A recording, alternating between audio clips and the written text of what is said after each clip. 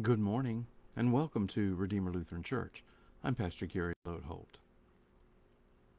Now, I have to admit, I had never really paid attention to Jehoram before.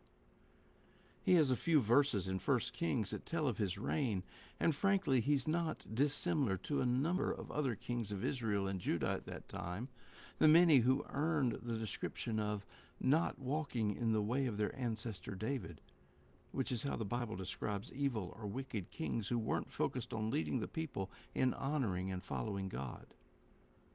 Jehoram is one of many described that way. Our focus this week is on some of the obscure bad guys in the Bible, and Jehoram was like many of the other kings who were so caught up in their own power that they lost sight of God.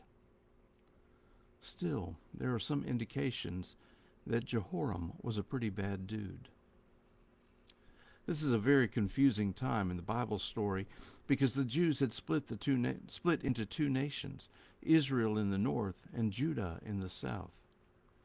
It is made even more confusing because in this time both nations had kings named Jehoram, and both of them were sometimes called Joram, and sometimes both names in the same verse. We are talking about the Jehoram who ruled in Judah. Jehoram's father was King Jehoshaphat, who was one of the kings of Israel who had remained faithful follower of God as he reigned.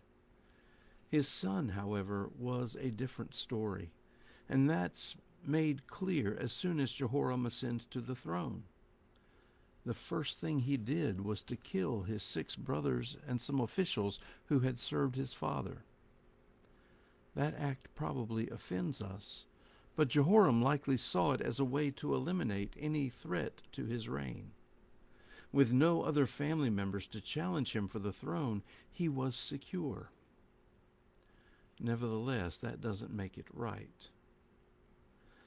There's not a whole lot of details about Jehoram's evil reign. It seems mostly that he was concerned with the palace and his own affairs and just let the country fall apart.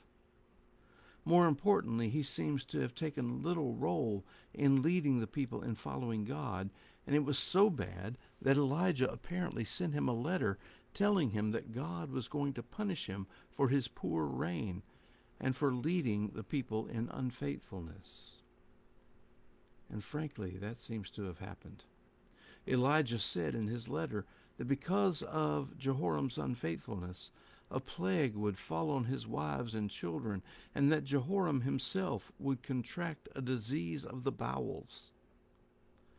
Not long after that, the Philistines came and conquered him, taking away all his family except his youngest son.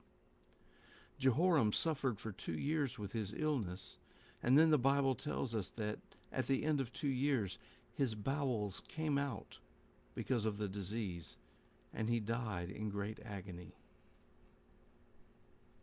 Many scholars today wonder if Jehoram suffered from some sort of bowel cancer. That's a pretty interesting thought, because just as cancer destroys someone from the inside, sin does the same thing. Perhaps Jehoram's evil ate away at his soul the same way cancer eats away the body. And frankly, perhaps having one's soul eaten away may be the worst of all. Over and over, the Bible tells us just the opposite of what Jehoram did. Turn to God and live. Thanks for watching, and remember to let this day belong to God.